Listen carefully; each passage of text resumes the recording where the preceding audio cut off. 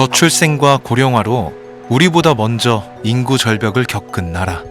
일본은 이미 17년 전인 2007년 초고령 사회에 진입했고 전체 인구의 29%가 넘는, 그러니까 3명 중 1명이 노인인 나라가 됐습니다.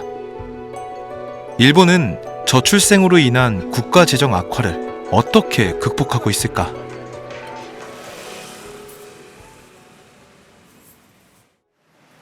?9月27日金曜日、本日の朝礼を始めます。皆さん、おはようございます。おはようございます。うっかりするのは記憶力が悪いのではなく、他のことに気を取られているために起こる現象のようです。それを防ぐには、日頃からメモや付箋を活用し、いつも目につく場所に貼ったり、携帯電話の通知機能を活用したりするのも一つの手でしょう。 도쿄 시내 한 중소기업의 아침 조회 시간. 자꾸만 깜빡깜빡하는 건망증 방지를 위한 아침 조회 내용이 독특합니다. よろしくお願いします。 이 회사의 직원은 총 34명. 그중 18명이 60세 이상 고령자라는데요. 설계부터 격리, 제조 담당까지 업무도 다양합니다. なかなか僕らの年代になると仕事を探した時になかなかないんですね。ですからそうですね、警備員であるとか、あとは、ビルの清掃であるとか、あとはよくやるのがマンションの管理人さんとか、そういったものぐらいしかなくて、それ以外、自分たちが今までやってきたCAD で設計するとか、そういった類のその仕事というのはほとんど僕らには回ってこないですね。で、横尾さんはちょっと違いましたんで。 직원 평균 연령 58세. 가로로 열고 닫을 수 있는 특수 셔터를 제작하는 이 회사. 일본에서도 대표적인 정년 폐지 기업으로 유명합니다. 기존 직원들의 고용 연장은 물론 오히려 고령자를 위한 채용 광고를 따로 올릴 정도죠. 고령자가 많아지면 생산성이 떨어지진 않을까요? 日本はね、ずーっと人材不足って、これね、昔っていうか、政府が勝手に決めた数字なんですよね。これ政府が75って言ったら75になるし、55って言ったら55になっちゃうんですよね。で、それの年齢に近くなってくると、いやーもう今年いっぱいかな、来年いっぱいかなって言いながら仕事するんですよ。そんな人がいい生産性を生むわけないじゃないですか。いやー、うちはね、いつでもね、僕が元気の間はいつでも働かしてもらえるんですって言ってる人たちの方が全然生産性はいいですよね。 회사는 생산성을 높이기 위해 오히려 정년제를 없앴답니다. 입사 6년 차.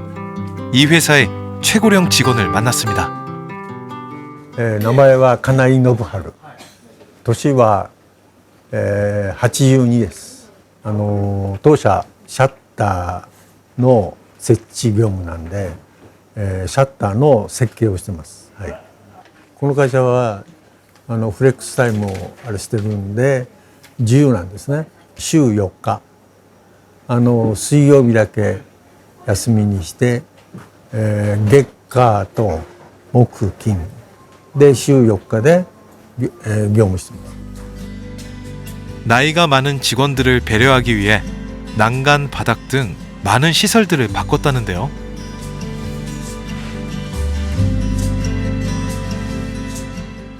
昔ここに床にね、いっぱいね、電気の線を這わせて、そこから電気を取ってたりしてたんですよ。そうすると、やっぱその電気の線でつまずいちゃったり、してね、転んじゃうと嫌だからって言って、電気の線も全部上に上げて、今工具も全部こうやって上で、電気でね、上からこう吊るように全部変えてるんです。コンセントも今までは、全部ね、この下にあったんですよ。コンセントって。で、それも全部この上にね、持ってきて、要はしゃがんでこうやってやるんじゃなくて、ここでこうやって抜き差しができるようにって言って、全部ね、上に上げちゃいました。 허리를 숙이지 않고도 편하게 일할 수 있도록 작업장 전체를 바꿨습니다. これはですね、うちで、78歳の時に入社して94歳まで働いてた人がね、工場勤務でいるんですけど、その人が使っていたね、これ金槌なんです。ハンマーなんです。ね、これを、亡くなった時に形見分けでね、もらったので、ずーっと残しておこうっていうんでね、ここでね、こうやって展示物で飾っているんですけど。 이 망치를 보며 직원들은 어떤 생각을 할까요? 一応この会社定年っていうのがないんで、できる限りですね、この会社で働ければなとは思っております。それがご自分ではいつ頃までっていう。自分、前働いてた方で94歳まで働いてた方がいたんですけど、やっぱりその方を超えるぐらいまでは行きたいなとは思っております。そうします今後お仕事をいつまでされるおつもりなんでしょう。よく聞かれるんですが、隣になんか大御所がいますんで、もうだから金井さんぐらいまでは働けるかどうか分かりませんが、できる限り、自分の健康を維持して働きたいと思っております。 고연령자 고용, 젊은 직원들의 생각은 어떨까요? 皆さん、やっぱり目上の人が多いんで、仕事でもいろんなやっぱり人生経験とかもあるので、いろいろ話聞いてて、やっぱりなんかそういう昔の話とか聞いてて、自分の全く知らないこととかも聞いて、それはなんか勉強になる。 기업의 생산성을 높이면서도 고령자가 편하게 일할 수 있게 근무 환경을 바꾸는 것. 이런 고령자 친화기업 정책은 하루아침에 이뤄진 일은 아닙니다. 또 일본의 고연령자 고용 조치의 특징은 기업의 부담을 고려해서 굉장히 시간을 들여 단계적으로 실시된 점입니다.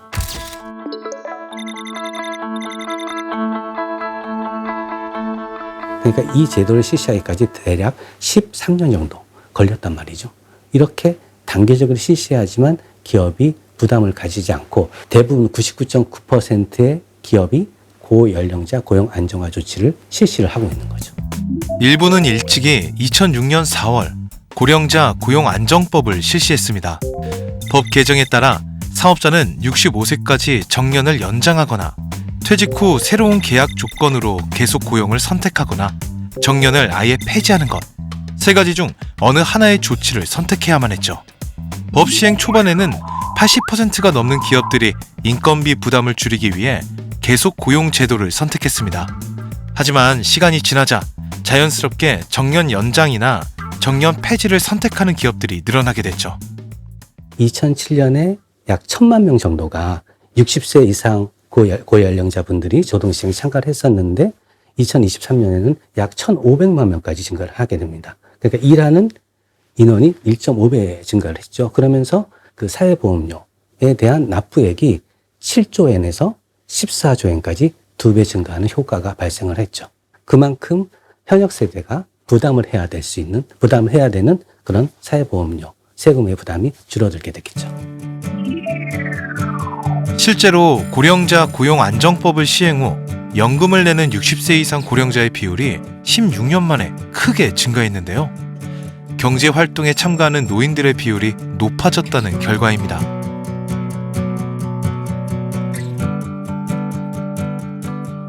이미 오래전 고령자 고용을 확대하고 정착시켜가고 있는 일본. 일본은 고령자 고용 정책을 통해 국민의 수입 보장과 연금 재정의 안정화라는 두 마리 토끼를 잡을 수 있었습니다.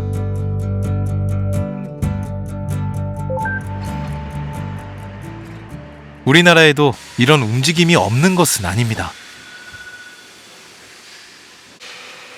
경남 창원의 한 중소기업. 고용의 유연성을 높여 노동력 부족을 해결하는 회사입니다. 저는 한택에 근무하고 있는 박봉진 그 직책은 수석으로 되어 있습니다. 수석. 말 그대로 뭐 많이 알고 있으니까 도움을 많이 청하고 두루두루 이제 살펴라는 그런 뜻인 모양입니다.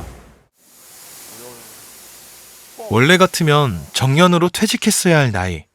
하지만 얼마 전 회사 규정이 바뀌어 계속 회사에 다닐 수 있게 되었습니다. 아, 이제 나이가 이렇게 되고 이제 물러설 때가 됐구나 이런 생각을 하니까 조금 의기소침한 그런 부분이 있었어요. 뭐 개인적으로는 잘 된 일이죠. 뭐 회사적으로도 뭐 새로 와서 뭐 그런 부분을 만드는 데 있어 가지고 새로운 사람이 오면은 또 적응하는 기간도 필요하고 이러니까 서로 윈윈